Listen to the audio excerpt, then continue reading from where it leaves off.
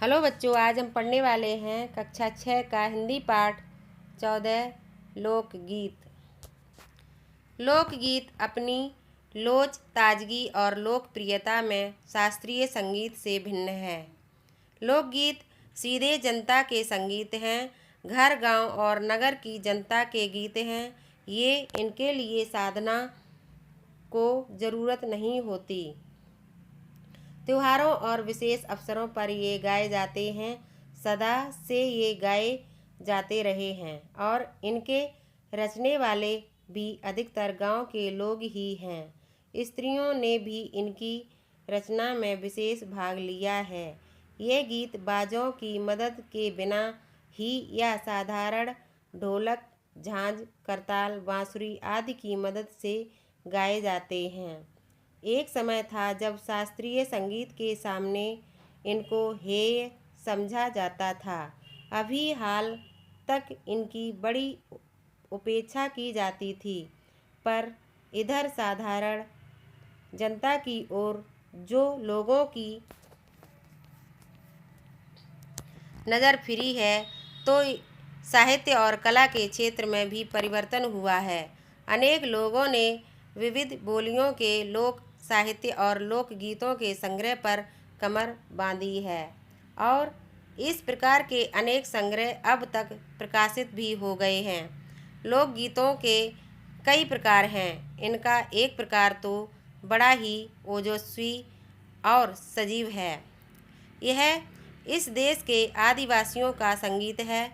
मध्य प्रदेश, दक्कन, छोटा नागपुर में गोंड, खांड, ओरांव, मुंडा, भील, संथाल आदि फैले हुए हैं, जिनमें आज भी जीवन नियमों की जकड़ में बंध न सका और निर्द्वंद लहराता है। इनके गीत और नाच अधिकतर साथ साथ और बड़े बड़े दलों में गाए और नाचे जाते हैं। 20-20, 30-30 आदमियों और औरतों के दल एक साथ या एक दूसरे के जवाब में गाते हैं। दिशाएं गूंज उठती हैं। पहाड़ियों के अपने अपने गीत हैं। उनके अपने अपने भिन्न रूप होते हुए भी अशास्त्रीय होने के कारण उनमें अपनी एक समान भूमि है। गढ़वाल, किन्नौर, कांगड़ा आदि के अपने अपने गीत और उन्हें गाने की अपनी अपनी विधियां हैं। उनका अलग नाम ही पहाड़ी पड़ गया है। वास्तविक लोकगीत देश के गांवों और देहातों में हैं। इनका संबंध देहात की जनता से है। बड़ी जान होती है इनमें। चैता, कजरी, बारहमासा, सावन आदि मिर्ज़ापुर, बनारस और उत्तर प्रदेश के पूर्वी और बिहार के पश्चिमी जिलों में गाए जाते हैं। बाउल और भतियाली बंगाल के लोकगीत हैं। पंजाब में माहिया आदि इसी प्रकार के हैं।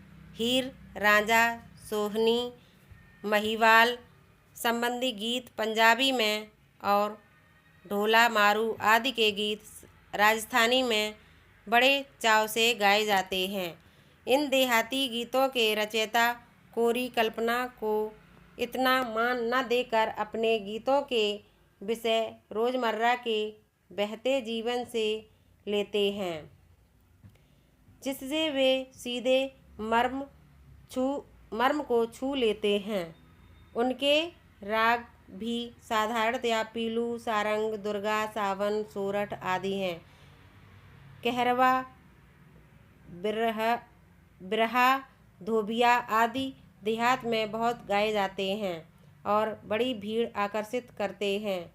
इनकी भाषा के संबंध में कहा जा चुका है कि ये सभी लोकगीत गाँवों और इलाकों की बोलियों में गाए जाते हैं। इसी कारण ये बड़े आह्लादकर और आनंददायक होते हैं। राग तो इन गीतों के आकर्षक होते ही हैं।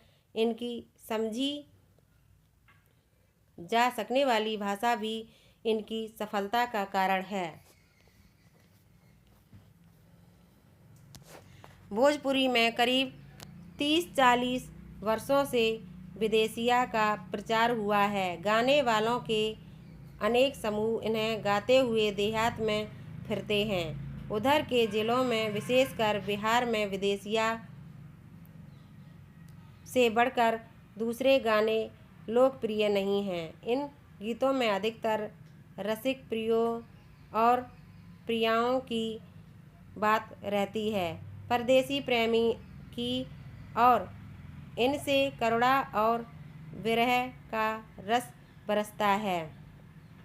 जंगल की जातियों आदि के भी दल गीत होते हैं जो अधिकतर विरह आदि में गाए जाते हैं। पुरुष एक ओर और स्त्रियां दूसरी ओर एक दूसरे के जवाब के रूप में दल बांधकर गाते हैं और दिशाएं गुंजा देते हैं।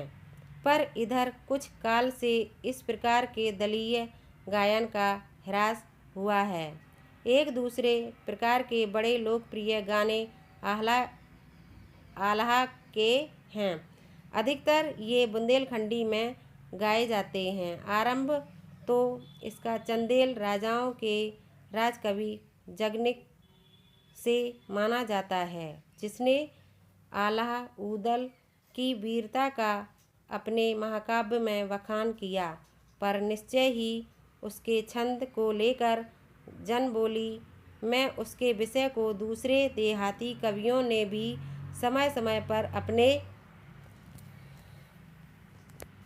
गीतों में उतारा और ये गीत हमारे गाँवों में आज भी बहुत प्रेम से गाए जाते हैं। इन्हें गाने वाले गांव-गांव ढोलक लिए गाते फिरते हैं। इसी की सीमा पर उन गीतों का भी स्थान है जिन्हें नट रस्सियों पर खेल करते हुए गाते हैं। अधिकतर ये गद्य पदात्मक हैं और इनके अपने बोल हैं।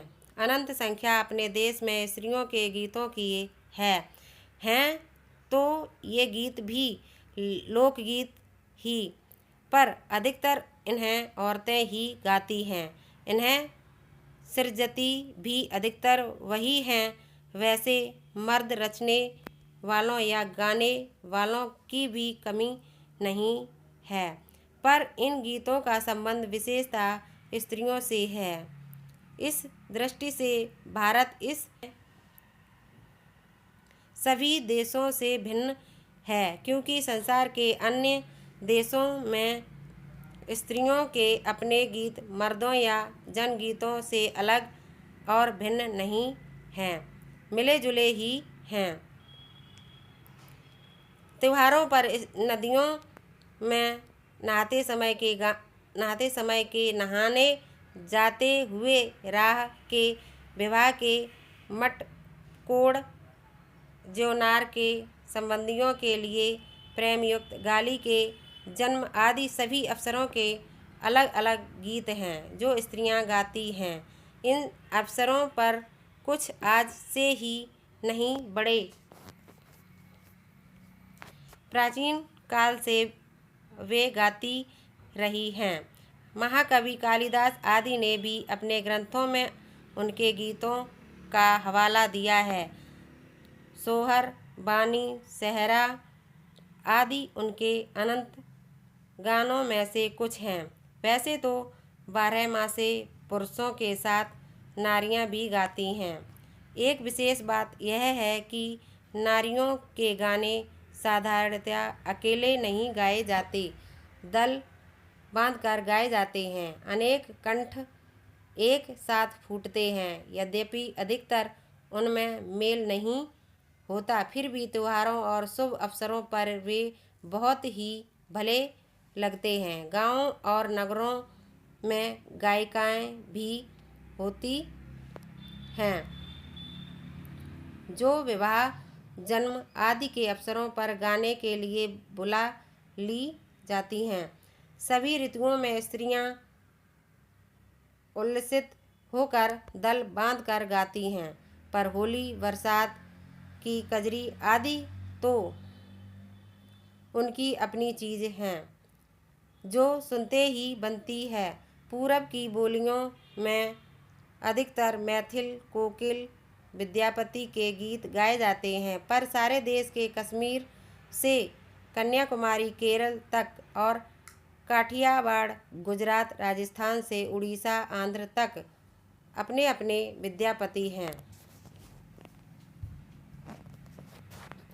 स्त्रियां ढोलक की मदद से गाती हैं। अधिकतर उनके गाने के साथ नाच का भी पुट होता है। गुजरात का एक प्रकार का दलीय गायन गरबा है, जिसे विशेष विधि से घेरे में घूम घूम कर औरतें गाती हैं। साथ ही लड़कियां भी बजाती जाती हैं, जो बाजे का काम करती हैं।